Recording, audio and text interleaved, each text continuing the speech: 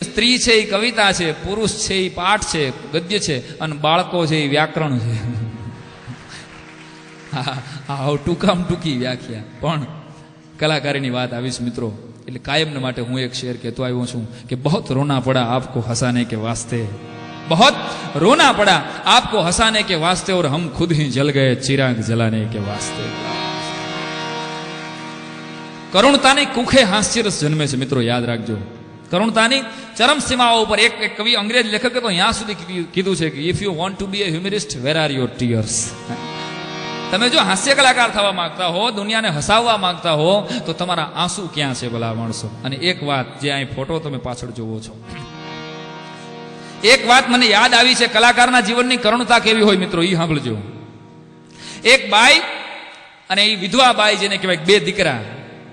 એ બાઈ ને વિધવા બાઈ ને બે દીકરા, ધણી ગુજરી જાય પછી માથે ધરતી સમાન, જેને કહેવાય પોતાની માથે આબ સમાન એનું ઓઢણું અને ધરતી સમાન એનું પાથરણ. પછી જિંદગીમાં બીજો કોઈનો ટેકો નહીં, કુટુંબ નહીં, કબીલા નહીં, મિત્રો નહીં, સહકાર નહીં. અને બાઈ થોડું ઘણું વાયોલિન વગાડતા આવડે. અને બે દીકરા, એક 10 વર્ષનો, બીજો 7 વર્ષનો, અને ફૂટપાથમાંથી બેહી અને સવારથી સાંજ સુધીમાં આ બાઈ છે એ ધીમું ધીમું ધીમું ધીમું વાયોલિન વગાડે. જે કોઈ ફૂટપાથમાં અહીંયાથી નીકળે એને કોઈ 1, 2, 5 રૂપિયા આપતું જાય. એમાંથી જો કદાચ પૈસા પૂરા થાય, એકાદ બ્રેડના પૈસા થાય તો એકાદ દીકરાને ખવડાવે, 2 બ્રેડના પૈસા થાય તો 2 દીકરાને ખવડાવે, અને જો પૂરા પૈસા થાય તો 3 જણા ખાય. નકર ભલામણા માં છે વિધવા, એ પોતે પાણી પીને હુઈ જાય. દેશની જગદંબાઓ કેવી હોય એની વાત કરું છું, આ ધરતીની જગદંબાઓ કેવી હોય. એ વિધવા બાઈ પણ પોતાનું ચારિત્ર વેચવું નહોતું, નકર તો લેવા વાળા ઘણા હતા. આબરૂ વેચવી નહોતી. સાંભળજો કે કલાકારની જીવનમાં કરુણતા ક્યાં હોય. એમાં એક દિવસ, એક સવારના પોરથી સાંજ સુધીમાં 1 રૂપિયો ન થયો ફૂટપાથમાંથી. સવારથી સાંજ સુધી બાઈ વાયોલિન વગાડતી જાય, વાયોલિનના તાર હારે એના દિલ માથે કહારકા બોલતા જાય કે આહા હા, 1 રૂપિયો નથી થયો, મારા દીકરાને ખવડાવીશું.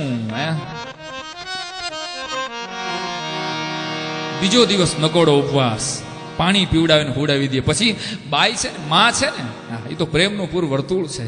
એટલે શેરીમાં નીકળતા હોય ને, એ માણસોની બાઈએ મિમિક્રી શરૂ કરવાની કરી કે જો બેટા ઓલો આ ડોક્ટર હાલ્યો જાય તે કેવી રીતે હાલે. એ ડોક્ટરનો એની મિમિક્રી કરે, એનો અભિનય કરે, કોઈ વકીલનો અભિનય કરે, શેરીમાં નીકળતા માણસોનો અભિનય કરે. ટૂંકામાં વાત કરું કે પૈસા નહોતા એટલે વિધવા માં પોતાના છોકરાનું દાંત કઢાવીને પેટ ભરતી હતી.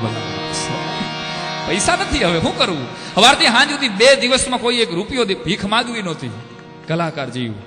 અને એમાં ત્રીજો દિવસ બપોરનો સમય, અને એક જણાએ આવીને કીધું કે બેન, બાજુમાં ક્લબ છે, ત્યાં સાંજે અમારી એક નાનકડી પાર્ટી છે, 50 જેટલા મિત્રો અમે જમવા આવીએ છીએ, તું વાયોલિન વગાડી દઈશ, થોડુંક ઇન્સ્ટ્રુમેન્ટલ હલાવી દે, એટલે અમારે પાર્ટી અમારી વકી જાય ને અમારું સંગીત પીરસી દે.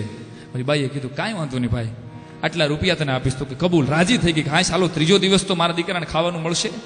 તો જો મિત્રો, અને બાઈ વાયોલિન વગાડવા માટે જાય છે. 7 વર્ષનો એક દીકરો, બીજો 10 વર્ષનો દીકરો, એ 2 દીકરાને લઈ અને 10 ફૂટ ઊંચા સ્ટેજ માથે કરોડપતિ 50 જેટલા માણસો એનું ડિનર લેતા હોય, એનું જમતા હોય, અને ત્યારે ધીમું ધીમું ધીમું ધીમું બાઈ વાયોલિન વગાડે.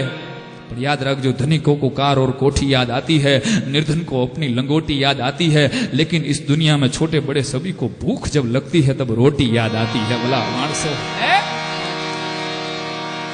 અરે કાંજી બાપા તો અમારા અહીંયા સુધી કહેતા કે એ પેટ વચાડે ગુમડું અને એનું ઓહડ અન ભીમદા કે ભરી લઈ પછી મોજું કરે મન. ભૂખ છે ને ભાઈ, મત સતા ગરીબ કો, કીધું છે ને એટલે કે મત સતા ગરીબ કો, ગરીબ રો દેગા, और अगर उसका हबीब सुन लेगा तो तू जड़ से खो देगा. बोला माणસ, મત સતા ગરીબ કો. અને યાદ રાખજો, કોઈ માણસ ગરીબ નથી હોતો, માણસનું નસીબ ગરીબ હોય છે. બોલા માણસ, આ બાઈ લગભગ 15-20 મિનિટ સુધી વાયોલિન વગાડ્યું, પણ 2 દિવસ સુધી પાણી સિવાય પેટની માલિકો કાંઈ કીલું નહીં.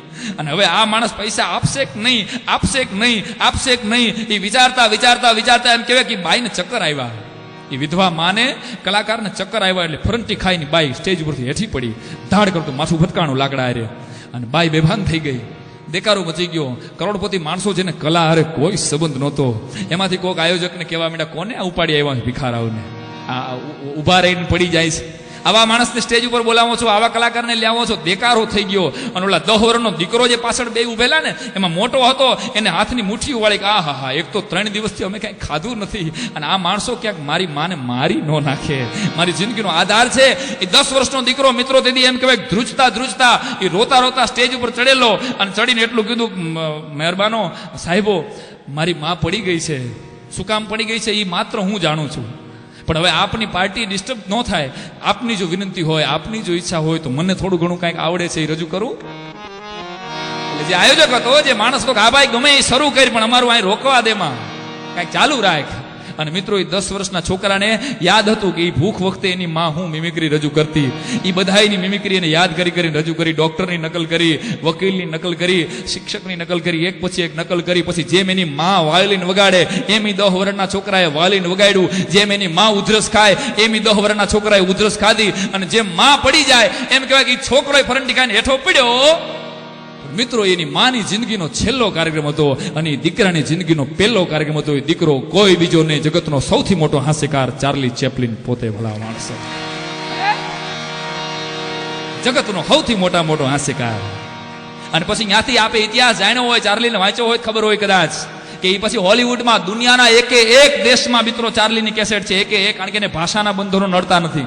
એક દુનિયામાં એક દેશમાં ચાર્લી ચેપ્લિનની કેસેટો વેચાણી. અને પાછો આવ્યો ને જેથી ઇંગ્લેન્ડમાં, તેથી 7 સ્ત્રીઓએ તો દાવો કર્યો હતો, ભાઈ કે ચાર્લી મારી માં, ચાર્લી મારો દીકરો છે. ભલા માણસ. અને તેથી ચાર્લીને ખબર હતી કે મારી માથે દાવો કરે એ કોઈ દી મારી માં ન હોય. અને ઉગાડી જીપ લઈ ફૂટપાથ માથે રખડી, અને એક ગાંડી ઘેલી બાઈને હાથ પકડીને કીધેલું કે આ રહી આ મારી માં. અને પોતાના 25 કરોડના બંગલામાં બેહાડી સવારના પોરમાં બ્રેડ માથે જરાક અમથું બટર ચોપડી, અને ચાર્લીએ એની ઈ ગાંડી માને બ્રેડ આપતા હતો. તઈ 20 વર્ષ પછી માને ભ્રાંતિ થઈ. ઓલા કાર્યક્રમની ઓલી જેને કહેવાય બેભાન અવસ્થાની, તેથી માએ એટલું કીધું હતું, બેટા 20 વર્ષ પહેલા જો એક આ બ્રેડનો ટુકડો મળી ગયો હોત ને તો તારી માં ગાંડી ન થઈ હોત. ભલા પાસ. આવી કરુણતા કલાકારના જીવનમાં હોય મિત્રો, ત્યારે હાસ્ય કલાકાર અને આ શિખર ઉપર પહોંચાય. કહેવાનો અર્થ એ છે કે કલાકારે ફના થઈને કૃતિને માત બર રાખી, ભૂસ્યું ચિત્ર પોતાનું એને બીજાની રેખા અમર રાખી. કલાકારે તો કે ફના થઈને કૃતિને માત બર રાખી, ભૂસ્યું ચિત્ર પોતાનું એને બીજાની રેખા અમર રાખી. ન રાખી દાન ઉપર દ્રષ્ટિ, એને તો સદાય દાતા પર રાખી. જેવી જિંદગી આપી તે ખુદા અમે શંકા વગર રાખી. ભલા માણસો. પણ એવી સરસ મજાનો વાતોનો દોર હાલતો હતો, અને મને એક શેર યાદ આવી ગયો. કિસકો અપને ઘાવ દિખાએ હાલ સુનાએ જી કે, किसको अपने घाव दिखाए हाल सुनाए जी के, अरे इंसानों से ज्यादा अच्छे पत्थर किसी नदी के. भला माना. किसको अपने घाव दिखाए हाल सुनाए जी के, क्योंकि इंसानों से ज्यादा अच्छे पत्थर किसी